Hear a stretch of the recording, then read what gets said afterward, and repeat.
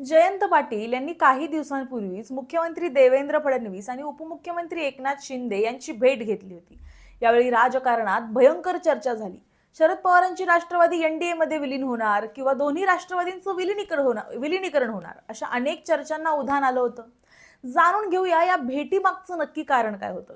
तर ईश्वरपूरच्या राजकारणात गेल्या काही दिवसांपासून मोठा गोंधळ सुरू होता, कारण राष्ट्रवादी काँग्रेस शरदचंद्र पवार पक्षाचे नगराध्यक्ष आनंदराव मलगुंडे यांचं नगराध्यक्ष पद थेट रद्द करण्यात आलं होतं। पण आता या प्रकरणात मोठी घडामोड झाली आहे, कारण नगर विकास विभागानं या कारवाईला स्थगिती दिली आहे। त्यामुळे सध्या तरी आनंदराव मलगुंडे यांचं नगराध्यक्ष पद कायम राहणार आहे। आता नेमकं हे प्रकरण काय आहे ते समजून घेऊया। नमस्कार, मी सारिका आणि तुम्ही पाहत आहात पॉलिटिकल महाराष्ट्र।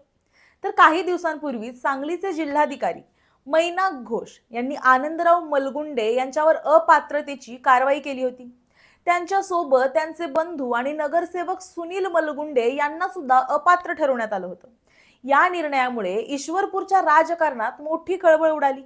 पण आता नगर विकास विभागानं या आदेशाला स्थगिती दिली आहे, म्हणजेच अंतिम निर्णय होईपर्यंत आनंदराव मलगुंडे नगराध्यक्ष म्हणूनच काम पाहणार आहेत। या प्रकरणात राष्ट्रवादी शरदचंद्र पवार पक्षाचे ज्येष्ठ नेते जयंत पाटील यांनी मुख्यमंत्री देवेंद्र फडणवीस यांची भेट घेतली होती। मात्र तरीही जयंत पाटील यांनी हे अगोदर बोलून सुद्धा दाखवलं होतं। आता प्रश्न पडतो की त्यांचं नगराध्यक्ष पद रद्द का करण्यात आलं होतं। आनंदराव मलगुंडे आणि त्यांचे बंधू सुनील मलगुंडे यांच्या संयुक्त मालकीची ईश्वरपूरमध्ये बस स्थानकाजवळ लॉजिंग आणि शॉपिंग सेंटरची इमारत आहे। या इमारतीच्या बांधकामाला परवानगी कशी मिळाली, नियमितीकरण कसं झालं आणि नियमांचं उल्लंघन झालं का, अशी माहिती अधिकारातून मागवण्यात आली होती। यानंतर तक्रारदारांनी आरोप केला की नगराध्यक्ष या पदाचा वापर करून या बांधकामाला फायदा करून देण्यात आला होता। या तक्रारीची सुनावणी झाल्यानंतर जिल्हाधिकाऱ्यांनी आनंदराव मलगुंडे यांचं नगराध्यक्ष पद आणि सुनील मलगुंडे यांचं नगरसेवक पद रद्द करण्याचा निर्णय दिला होता।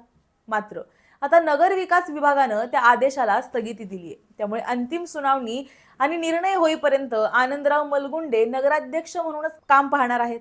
आता या प्रकरणात पुढे काय होतं याकडे सगळ्यांचंच लक्ष लागलंय।